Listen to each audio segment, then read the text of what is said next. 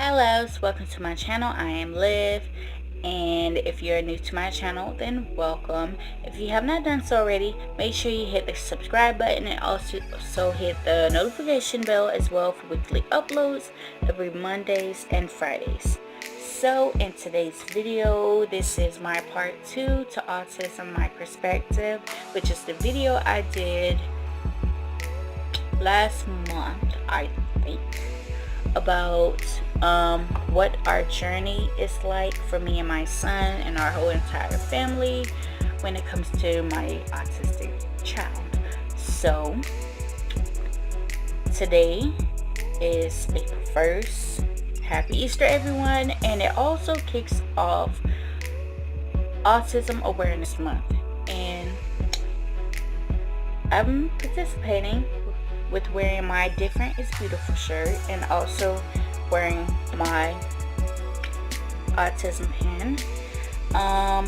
If you guys want to know where I got the pin from, I got it from Amazon. I will link that in the description bar below. My shirt, I actually got this from Route 21. I didn't even think about like what was the caption until I got out of the store, and I was like, that is my autism shirt. So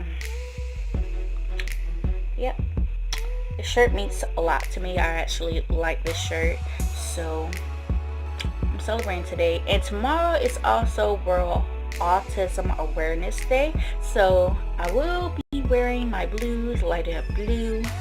And if you want to participate in that day, make sure you wear your blue, whether you want to wear something with blue in it or just light it up blue. And make sure you share it on social media with hashtag lighted up blue, hashtag understanding, and hashtag awareness. So we're going to get into this video talking about sleeping problems. I'm going to actually move this a little.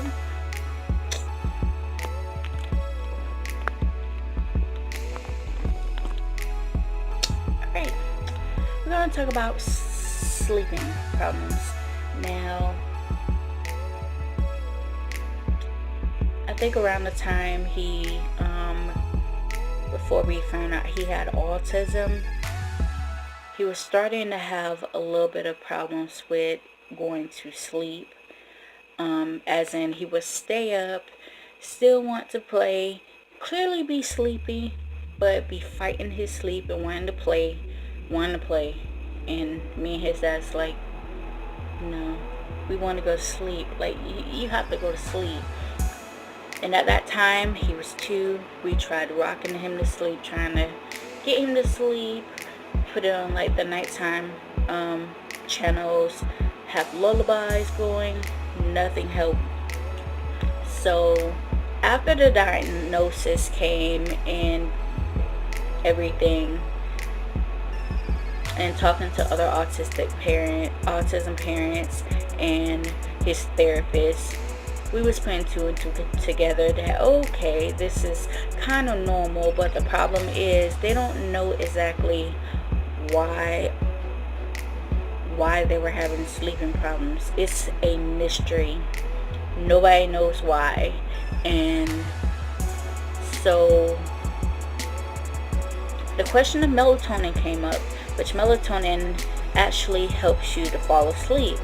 And not only did I talk to that subject with my therapist, but I also talked to other autism parents to see what they thought about it. And there's like, just give them very, very small doses and it should help your child fall asleep. So when I first tried melatonin on my son, it gave him the reverse effect. He will go to sleep, but then he will wake up 4 hours later wanting to play, be energetic, blah blah blah. And his dad works a full-time job, and of course I would take over because he needs to sleep and I don't want to, jeopardize his sleep. So I would take over. Of course, I would have to drink a cup of coffee after coffee just to keep myself up, which I was not having it. But now that he is 4, his sleeping habits have gotten a lot better. He sleeps through the night. The thing is, he will wake up 6, 7 o'clock in the morning, energized, ready to go, nudging the remote in our face like, okay, time to get up, I want to watch cartoons. So of course it will bother me because it's 6 o'clock in the morning. I'm like, okay, I need another hour. Like, can this wait until 8 o'clock or something? But now I done got into the groove of things where I will actually wake up before him around 5:30, 6 o'clock, just awake, like, okay, time to start the day. Why is nobody up? So it's pretty much normal for me now.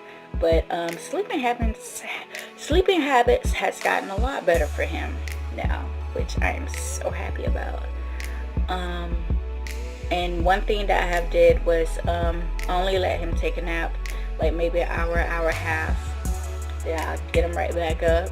And I stopped taking naps for the simple fact, if I take a nap, our nap will drag on. Like, say for instance, if we take a nap around 1 o'clock, our nap will drag on, and when I wake up it's like 5:30. So I stopped taking naps just so, I can get him back up about 2:30, so he can just 2:30, 3 o'clock, so I could get him up and he could be like his energetic self. And we do things to keep him, that'll keep him going and also tire him out, like going outside, running in the yard, taking him to the park, jumping on the trampoline in the yard, taking long walks, jumping. He likes jumping. So not only doing that, I get my exercise in with him, so that's a great thing. Let's see, another subject we need to talk about. Well, I do have a small rant.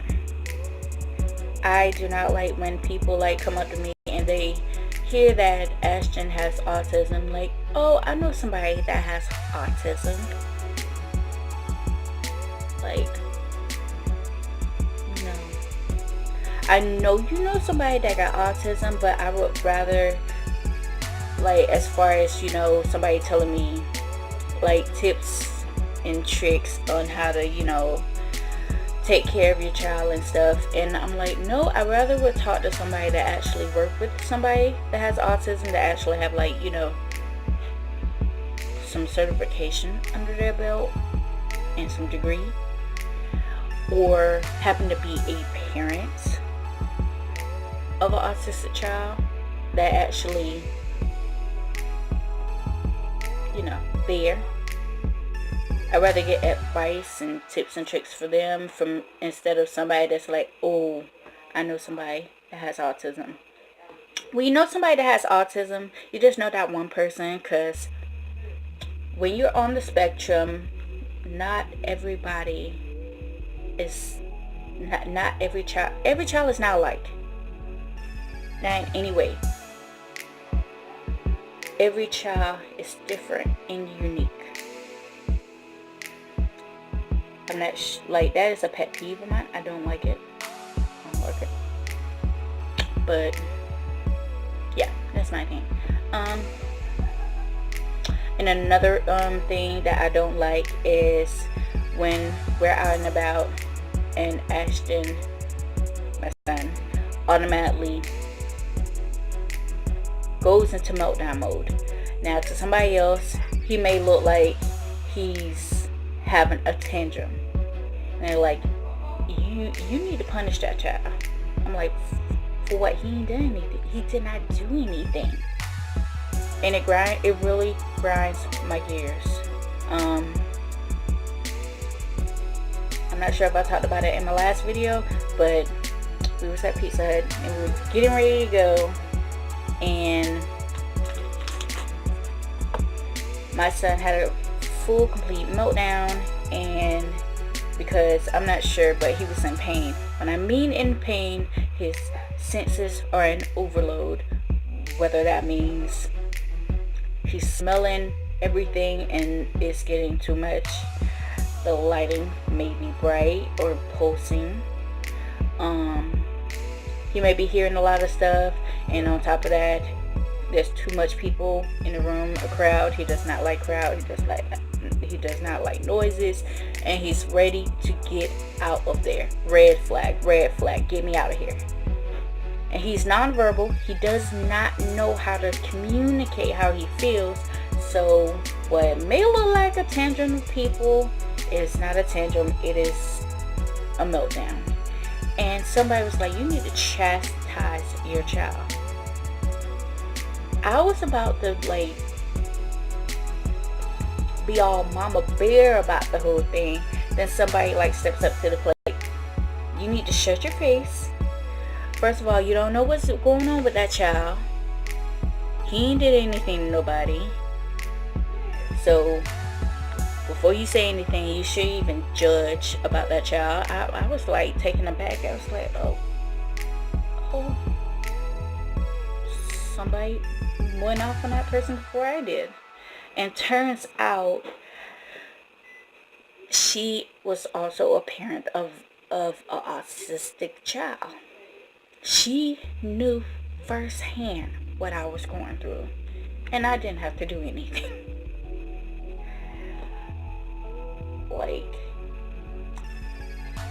Meltdowns and tantrums, they are very different, and you have to know exactly why your child is having a meltdown. And of course, I know when he's having a tantrum, when he's not getting his way, when he wants something and you tell him no, yeah, tantrum. But when he's watching a cartoon, something happens and he just goes into full out meltdown mode, and you have to figure out what just happened. Meltdown. You just have to figure it out before you react or anything. You have to assess the situation and figure out what is going on with your child. If it's a meltdown, try to prevent it. And the way of preventing it is either give him some sensory input, as in giving him a really big hug and squeezing him, or just calming him down, giving him some pressure, like in the areas of his body that he needs to be put pressure on, and that calms him down too. Or try to do breathing exercises with him, which I really can't do with my son because, but sometimes it helps. And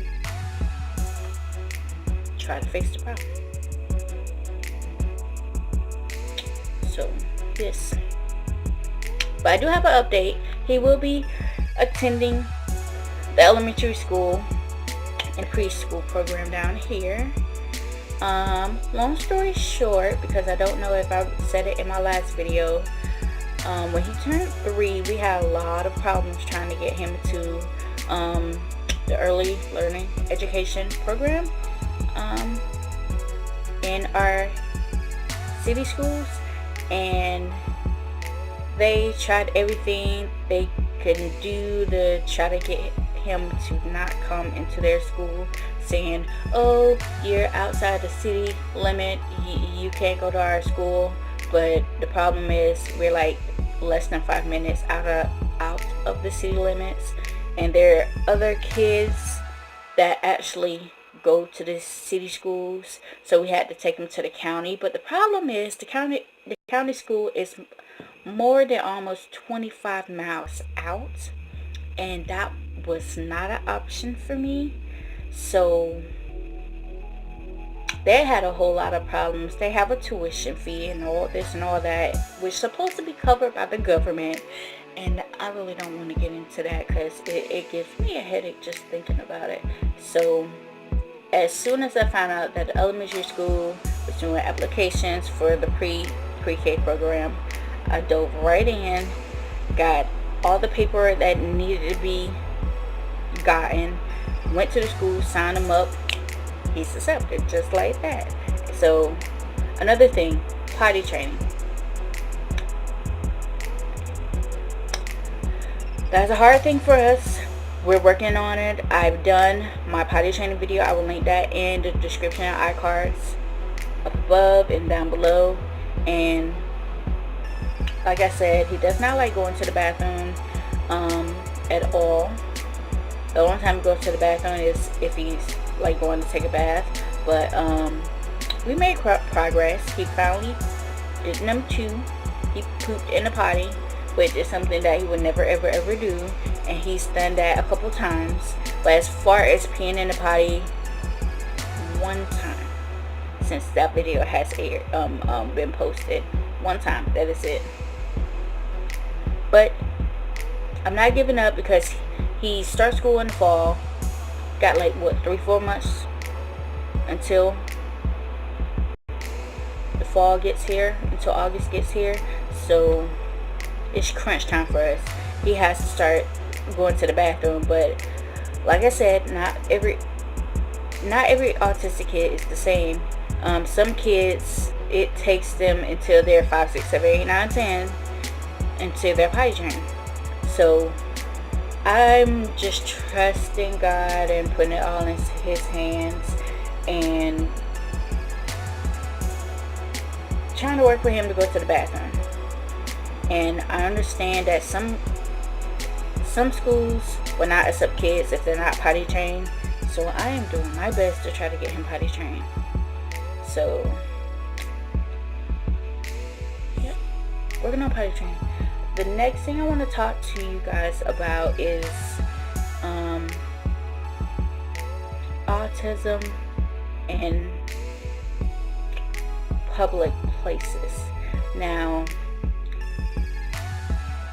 my family is what is called an invisible family, which is a family that pretty much stays home, because home is the safe haven for my child. And if we go anywhere, of course, like I told you guys, meltdown mode will happen. And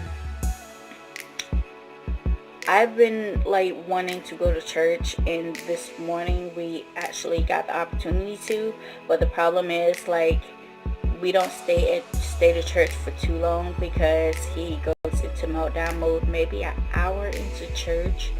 I want to be able to talk to not just my pastors and the deacon board and anybody else that's like associated with our church, but I want to start a conversation going and talking to other parents as well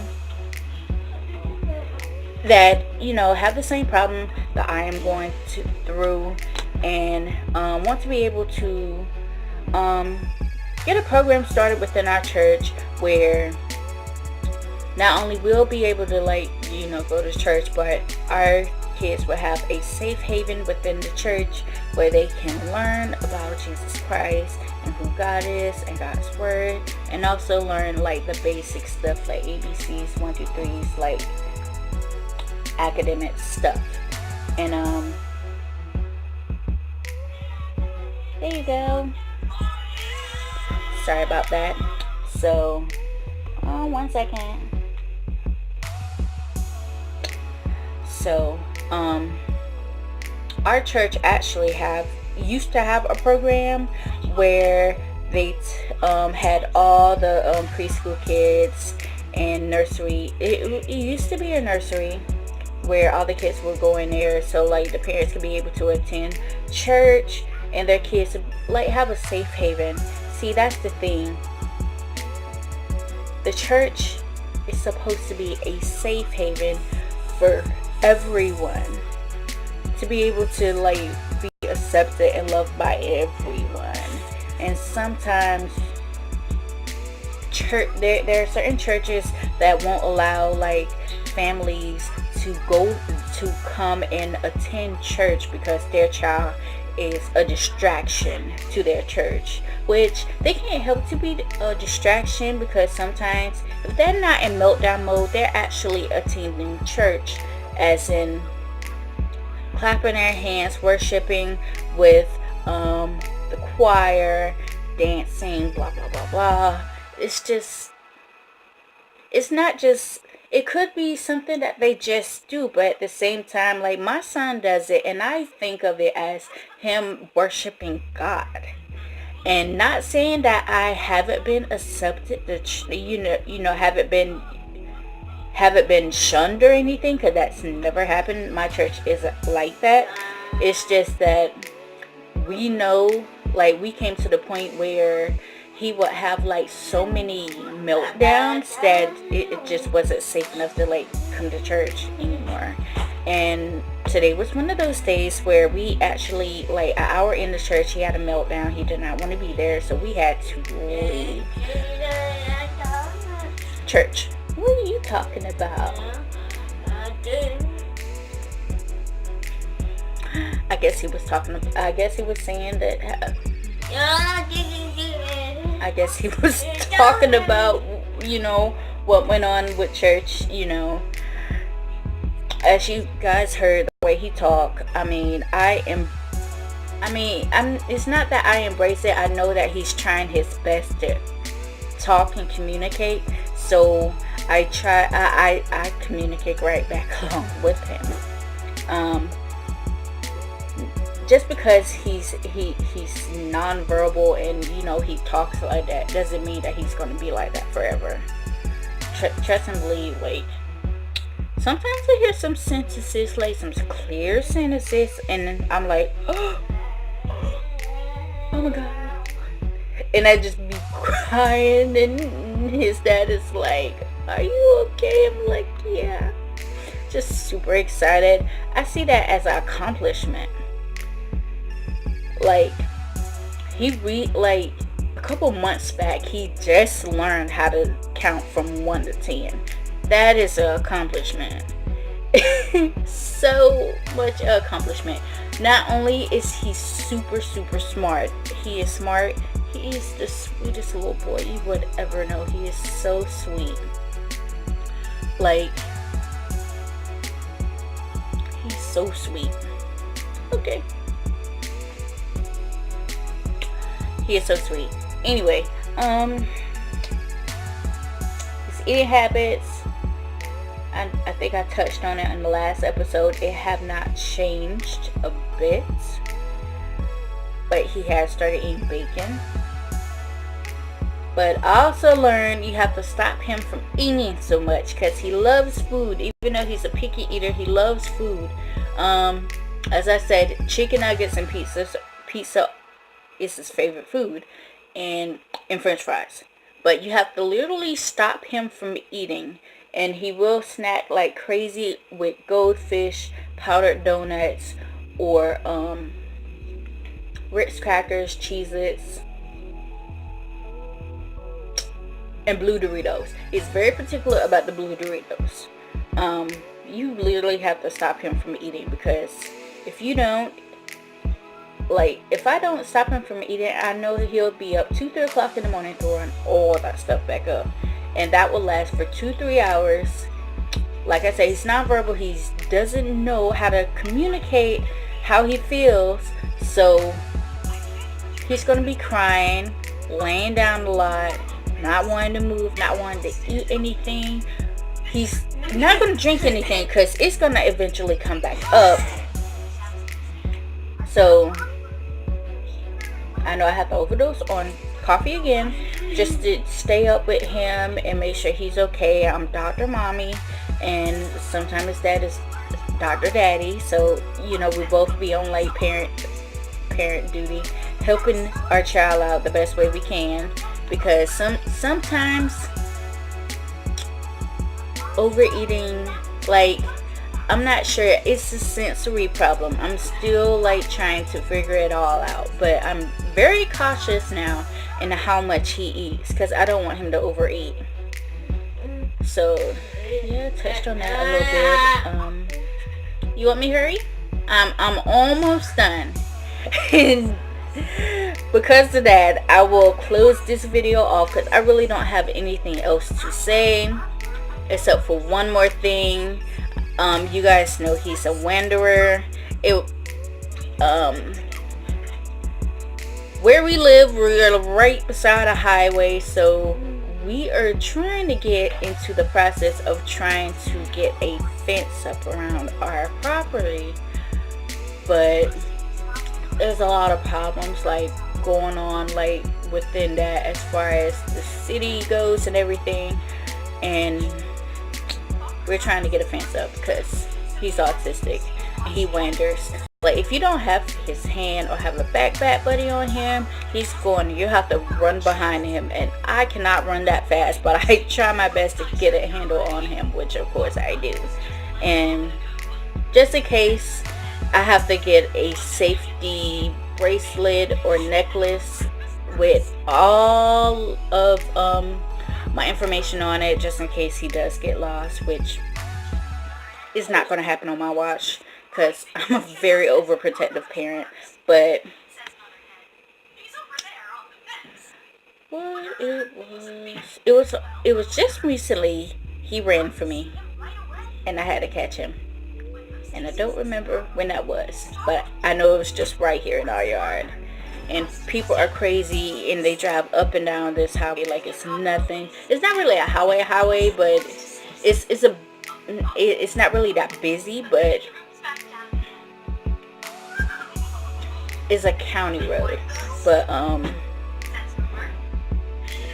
as his mama and as a parent, anyway, I have to be overprotective about my child. I always have to make sure where he is at all times. I have to make sure that I have his hand when I'm out in public at all times. Like, I'm very overprotective over my child. Like, I'm for a mama bear. Like, if you like disagree with me or argue with me when it comes to that little boy right there, you are in a whole lot of trouble. That's all I have to say. But okay, that is it for this video. I thank you guys for tuning in. Thumbs up if you like this video, and like I said, make sure you wear your blue if you're going to support World Autism Awareness Day. And I'll talk to you guys in my next video. Bye.